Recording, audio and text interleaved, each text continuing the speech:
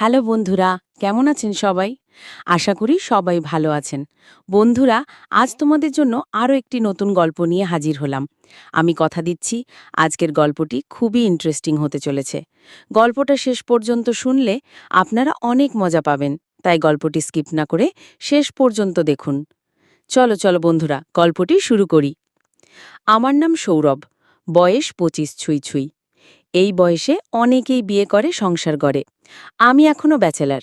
বিয়ে করিনি শুধু কেরিয়ারের জন্য নয়, মনের একটা জায়গাও ছিল শুনশান। চাকরি পেয়েছিলাম এক চট্টগ্রামের বেসরকারি প্রতিষ্ঠানে, সুপারভাইজার হিসেবে। কোম্পানির মেসটা দেখেই বুঝে গেলাম এই জায়গায় শান্তি নেই। তাই নিজের মতো বাসা খুঁজতে বেরোলাম। ভালো বাসা ব্যাচেলারদের দেয় না এই শহরে, চোখে মুখে অবিশ্বাস। শেষমেশ শহরের এক পুরনো ভবনের ছাদে একটা এক রুমের বাসা পেলাম। ছোট একটা ঘর, কিচেন, বাথরুম। তবে ছাদের খোলা হাওয়া আমার মুক্তির মতো লাগল। ভাড়াও বেশি নয়। বাজিওয়ালা বিদেশে থাকেন, স্ত্রী দেখভাল করেন সবকিছু। ম্যাডাম বলেই ডাকতাম তাকে, পরিণত গাম্ভীর্যপূর্ণ এক নারী। বয়স ৪৫-এর কাছাকাছি হলেও তার চোখে মুখে এক অদ্ভুত প্রশান্তি, আর গলায় এমন এক স্নিগ্ধ কণ্ঠস্বর যা শুনলে দিনের ক্লান্তি হালকা হয়ে যেত। তার মেয়ে রিয়া কলেজে পড়ে, দেখতে চুপচাপ, অনেকটা মায়ের মতোই মুখ গম্ভীর। আমি কাজ আর নিজের মতো জীবন নিয়ে ব্যস্ত থাকতাম, কিন্তু মানুষ তো একা বেশি দিন থাকতে পারে না, মন তো কারো সাহচর্য চায়। একদিন রাতে হঠাৎ দরজায় টোকা পড়ল। রাত তখন 11:30। একটু অবাক হলাম, কিন্তু দরজা খুলে দেখি ম্যাডাম দাঁড়িয়ে। তোমার ঘুম ভাঙালাম তো? না ম্যাডাম, ঠিক আছি, আসুন বসুন। তিনি চুপচাপ আমার চেয়ারে বসলেন। হাতে একটা চায়ের কাপ ছিল, হয়তো নিজের বানানো। বললেন, শুধু বসে থাকতে ইচ্ছে করল। আজ ছাদে একা হাঁটছিলাম, তুমি জেগে থাকো ভেবে এসে পড়লাম। আমি কিছু বললাম না। তিনি গল্প করতে লাগলেন। শুরু করলেন তার স্বামীর গল্প দিয়ে, তারপর আস্তে আস্তে নিজের জীবনের শূন্যতা নিয়ে। সেদিন বুঝেছিলাম, নিঃসঙ্গতা শুধু আমিই টানছি না। আমার ঘরের নিচে থাকা এই প্রৌঢ়া নারীর জীবনেও এক গভীর শূন্যতা পুঞ্জীভূত হয়ে আছে। চোখে চোখ পড়তেই এক ধরনের অদ্ভুত অনুভূতি হল। সে চোখে কোনো কামনা ছিল না, ছিল নরম স্পর্শ খোঁজার আকুতি। ঘড়ির কাঁটা তখন রাত 1টা ছুঁই ছুঁই। আমি বললাম, ম্যাডাম, আপনি তো ক্লান্ত দেখাচ্ছেন, একটু শুয়ে নেবেন এখানে?" তিনি চমকে তাকালেন, তারপর আস্তে করে বললেন, তুমি ডরাও না? আমি মৃদু হেসে বললাম, আপনাকে ভয় পাবার কিছু নেই, কিন্তু আপনার চোখে যা দেখছি সেটা অস্বীকারও করতে পারছি না। তিনি চুপ করেছিলেন কিছুক্ষণ, তারপর ধীরে এগিয়ে এসে পাশে বসলেন। একটা দীর্ঘ নিঃশ্বাস ফেললেন। অনেক দিন পরে কেউ এমনভাবে আমার দিকে তাকাল। আমি হালকা করে বললাম, অনেকদিন পর কেউ হয়তো আপনাকে অনুভব করেছে। সেই রাতে কিছুই বলা হয়নি মুখে, কিন্তু স্পর্শের ভাষায় আমরা বুঝে নিয়েছিলাম দুজনেই একা, দুজনেই কাউকে খুঁজছিলাম। সেদিনের পর মাঝে মাঝে তিনি রাতে আসতেন, কখনো গল্প করতে, কখনো চুপ করে পাশে বসে থাকতেন। আমরা একে অন্যকে স্পর্শ করতাম খুব ধীরে, যেন সময়কে থামিয়ে রেখে একে অপরের অস্তিত্ব ছুঁয়ে দেখতাম। কিন্তু একটা রাত ছিল, যেটা আলাদা। রাত তখন প্রায় 2:30। দরজা খোলা ছিল একটু ফাঁক করে। আমরা একে অন্যের খুব কাছে নিঃশব্দে শুয়েছিলাম। তখনই বাইরের অন্ধকারে একটা ছায়া নড়ল। আমি মুহূর্তেই বুঝে গেলাম, কেউ দেখেছে। কিন্তু কে? পরদিন দুপুরে দরজায় টোকা। দরজা খুলে দেখি রিয়া দাঁড়িয়ে আছে, চোখে অভিমান, মুখ গম্ভীর, কিন্তু কান্না আটকানো। আমি জিজ্ঞেস করলাম, ভিতরে আসবে? রিয়া আস্তে করে মাথা নাড়ল। ভিতরে ঢুকে চুপচাপ বসে পড়ল। আমি জানি মা রাতে এখানে আসে। আমি থমকে গেলাম। আমি দেখেছি তোমাদের সেদিন, ফাঁক দিয়ে। মার মুখে অনেকদিন পর হাসি দেখেছি, আর সেটা তোমার জন্য। আমি চুপ করেছিলাম। আমি রাগ করিনি, মা একা। আমি জানি ও কতটা কষ্টে আছে। কিন্তু আমার শুধু একটা প্রশ্ন, তুমি তাকে সত্যি অনুভব করো না শুধু সময় কাটাও? আমি মৃদু কণ্ঠে বললাম, আমি তাকে সম্মান করি, তার নিঃসঙ্গতা বুঝি, কিন্তু সমাজ তো। রিয়া আমাকে থামিয়ে বলল, সমাজ কি জানে মা কতটা একা? জানে না, তাই আমি জানাতে চাই না। কিন্তু আমি চাই তুমি তার পাশে থাকো। অথবা অথবা আমি জিজ্ঞেস করলাম। রিয়া চোখে চোখ রেখে বলল, আমার মাকে যেমন ভালোবাসো, তেমনভাবে যদি আমাকে ছুঁয়ে দেখতে পারো, বুঝতে পারো, তবে আমি বিশ্বাস করব তুমি সত্যিই একজন ভালো মানুষ। আমি স্তব্ধ। সময়ের গতি থেমে যায় যেন। রিয়ার চোখে কোনো আবেগী নাটক নেই, ছিল শুধু এক বাস্তব উপলব্ধি, যেখানে সম্পর্ক মানে শরীর নয়, সম্পর্ক মানে বোঝা, অনুভব, ছায়া হয়ে পাশে থাকা। সৌরভের জীবনে সেই দিনটা যেন একটা নতুন দরজা খুলে দিয়েছিল। রিয়ার কথাগুলো মাথার মধ্যে ঘুরপাক খাচ্ছিল। তুমি যদি আমাকে ছুঁয়ে দেখতে পারো, বুঝতে পারো, তবে আমি বিশ্বাস করব তুমি সত্যিই একজন ভালো মানুষ। এটা কোনো চ্যালেঞ্জ নয়, কোনো আবদার নয়, এ যেন ছিল এক গভীর নিমন্ত্রণ, ভালোবাসার দিকে, বোঝাপড়ার দিকে। দুদিন পর বিকেলে রিয়া এসে দরজায় দাঁড়াল, চোখে হাসি, হাতে কফির কাপ। আজ বৃষ্টি হবে মনে হয়, সে বলল। সৌরভ দরজার পাশে দাঁড়িয়ে ওর চোখের দিকে তাকাল। ভিতরে আসবে?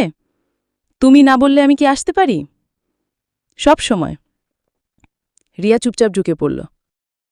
ছোট ঘর, ছোট টেবিল, জানালার পাশে চেয়ারে বসে কফি হাতে জানালার বাইরে তাকিয়ে রইল। বৃষ্টি নামতে শুরু করল ঠিক তখনই। টিনের চালে পড়া ফোঁটার আওয়াজে যেন চারপাশটা নরম হয়ে গেল। তুমি এই ঘরটাই প্রথম এসেছিলে সেদিন মার কথা শুনতে।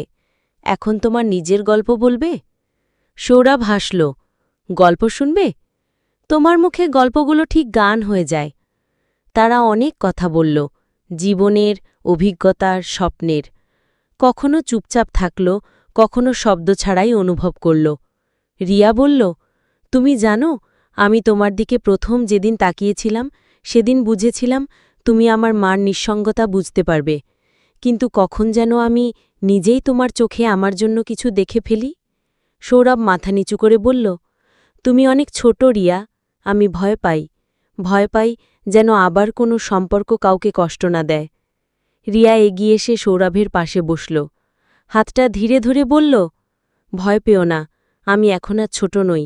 আমি জানি ভালোবাসা মানে শুধু শরীর নয়, কখনো কখনো একজোড়া চোখের গভীরতাতেও ঘনিষ্ঠতা তৈরি হয়। তুমি শুধু আমাকে সেই জায়গাটা দাও, তোমার পাশে বসে থাকা, তোমার মন ছোঁয়ার জায়গা। বৃষ্টি তখনও ঝরছিল। রিয়া হালকা করে সৌরভের কাঁধে মাথা রাখল। সৌরভ নিঃশ্বাস ফেলল, ধীরে হাত বাড়িয়ে ওর হাতটা ধরল। হাতটা কেঁপে উঠল এক মুহূর্ত, তারপর শক্ত করে ধরা পড়ল। তুমি কি এখনও আমাকে ভয় পাও? সৌরভ আস্তে বলল, তোমার চোখে আমার প্রতিচ্ছবি দেখি রিয়া, সেখানেই আমি নিজেকে খুঁজে পাই। রিয়া মুখ তুলে সৌরভের চোখের দিকে তাকাল। কোনো শব্দ ছাড়াই ওদের ঠোঁট এক হলো এক চুম্বনে, নরম, ধীর, গভীর। যেখানে লোভ নেই, ছিল শুধু একত্রতার আকাঙ্ক্ষা। রিয়া বলল, তুমি যদি চাও আমি আজ কিছু না চাই, শুধু একটু থেকে যেতে চাই তোমার পাশে। সৌরভ ওর কপালে চুমু দিল, বলল, এটাই তো চাই, তুমি থেকো, কথা না বলেও থেকো। সেই রাতটা তারা একসঙ্গে ছিল, একটা বিছানায়, কিন্তু কারোর মধ্যে কোনো তাড়াহুড়ো ছিল না। রিয়া সৌরভের বুকে মাথা রেখেছিল, আর সৌরভ তার চুলে হাত বোলাচ্ছিল। ওরা কথা বলছিল না, শুধু বুঝছিল যে ভালোবাসা শরীরের আগুনে পুড়ে না গিয়ে মনের উষ্ণতায় তৈরি হয়, তেমন ভালোবাসা। সৌরভ ভাবছিল, রিয়াকে নিয়ে এই অনুভূতিটা ঠিক স্নেহ নয়, বন্ধুত্ব নয়, প্রেম, একটু বেশি, একটু গভীর।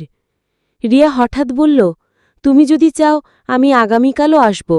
সৌরভ বলল, আমি চাই তুমি থেকো, যতদিন পারো থেকো, শুধু থেকো আমার পাশে। রাতটা কেটে গেল চুপচাপ। রিয়া ও সৌরভ একই বিছানায়, মুখোমুখি।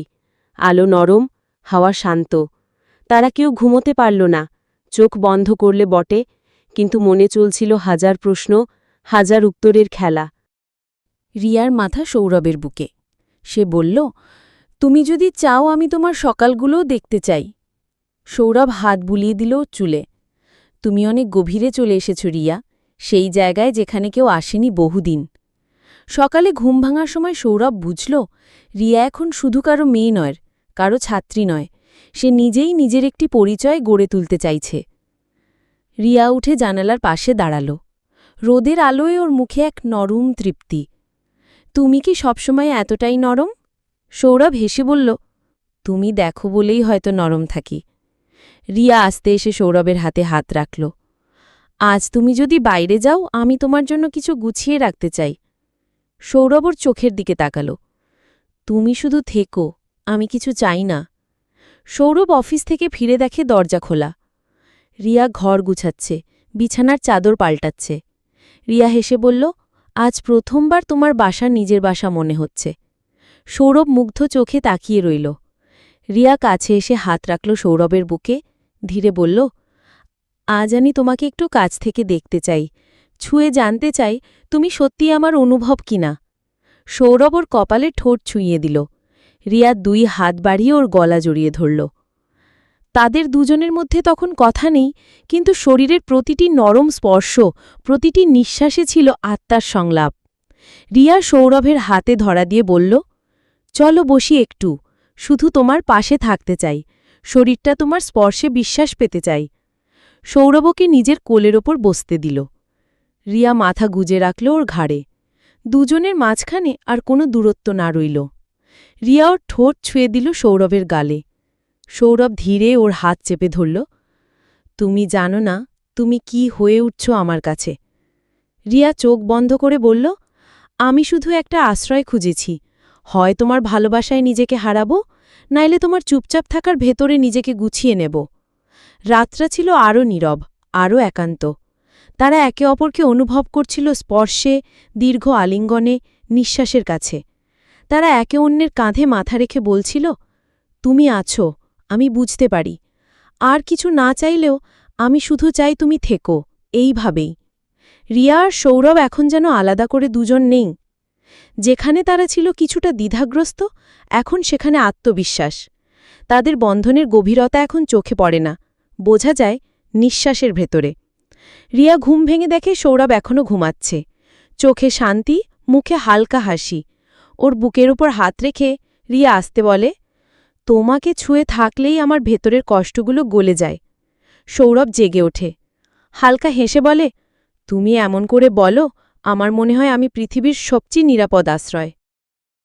রিয়া বলল, তুমি ঠিকই বলেছ, তুমি আমার ভালোবাসা না, তুমি আমার সাহস। সেদিন দুপুরে রিয়া নিজের ঘরে ছিল, মা পাশে বসে কাপড় গুছাচ্ছিলেন। মা হঠাৎ বললেন, তুমি আজকাল ছাদের ঘরের দিকে বেশি যাও, ও কি কিছু বলেছে? রিয়া কিছুক্ষণ চুপ করে থেকে বলল, তুমি কবে শেষ কথা বলেছ ওর সঙ্গে মা? মা তাকালেন, মুখে একরাশ অস্বস্তি। আমরা শুধু একে অন্যকে বোঝার চেষ্টা করতাম, কিন্তু সেটা থেমে গেছে যখন আমি বুঝলাম আমার বয়সের সঙ্গে সঙ্গে আমার অভিমানের গুরুত্ব হারাচ্ছে ওর চোখে। রিয়া মৃদু কণ্ঠে বলল, তুমি কি জানো এখন আমি তাকে ভালোবাসি? মা তাকিয়ে রইলেন, চোখে বিস্ময়, কান্না আর এক অদ্ভুত শান্তি। তোমার জন্যই কি ও এখন আমাকে আর খুঁজে না? রিয়া এবার শক্ত কণ্ঠে বলল, না মা, ও এখন আমাকে খোঁজে কারণ আমি ওকে চাই, কিন্তু তোমাকেও শ্রদ্ধা করে এখনও। সেদিন সন্ধ্যায় রিয়া ও সৌরভ ছাদে বসেছিল।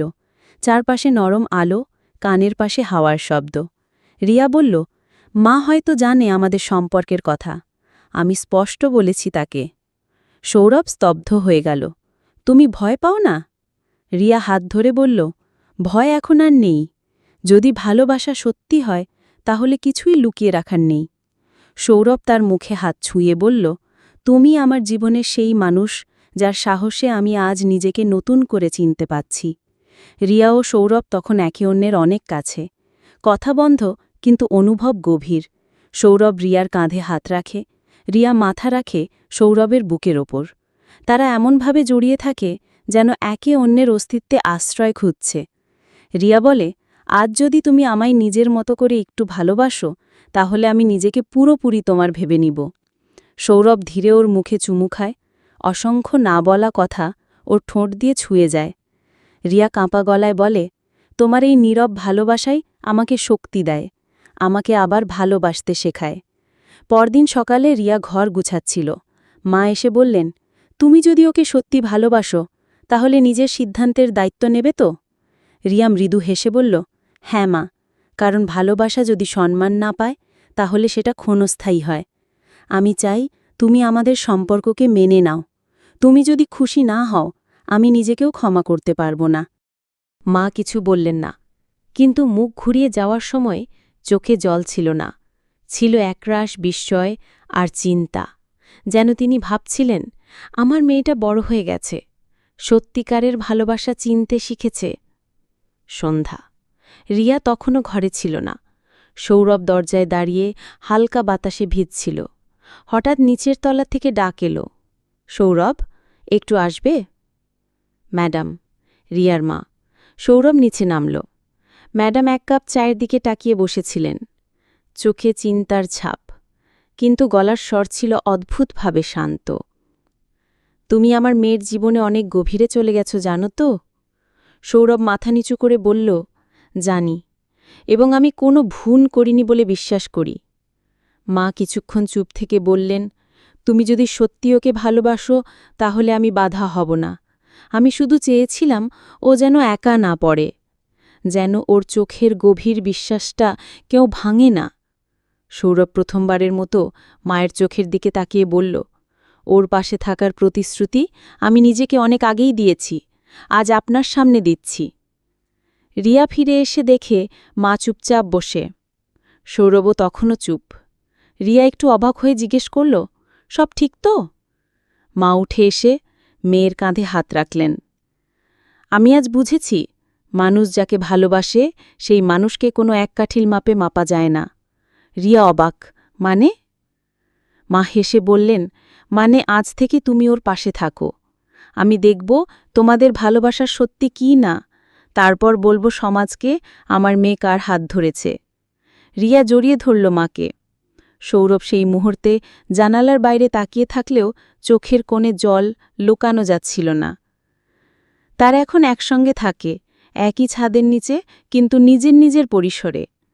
রিয়া এখন নিজের পড়াশোনার শেষ বর্ষে, সৌরভ এখন আরও দায়িত্বশীল, আরও পরিণত। প্রতিদিন তারা একসঙ্গে নাস্তা করে, বই পড়ে, কথা বলে। সন্ধ্যাবেলায় এক কাপ চা নিয়ে ছাদে বসে। রিয়া মাথা রাখে সৌরভের কাঁধে আর বলে, ভালোবাসা যদি সত্যি হয় তাকে কোনো লুকিয়ে রাখা যায় না। এই গল্পের চরিত্ররা ছিল বাস্তবের মতো, ভুল করে, ভালোবাসে, আবার শোধরায়। রিয়া একজন প্রাপ্তবয়স্ক নারী, তার ভালোবাসা বুঝেছে নিজের হৃদয় দিয়ে, নট সমাজের ভয়ে দিয়ে। সৌরভও একাকিত্ব থেকে নিজের আবেগের দায়িত্ব নিতে পেরেছে। আর মা, যিনি নিজের অতীত থেকে উঠে এসে মেয়েকে নিজের মতো বাঁচতে দিয়েছেন। ভালোবাসা তখনই পূর্ণতা পায় যখন তাতে থাকে সম্মান, সম্মতি ও বোঝাপড়া।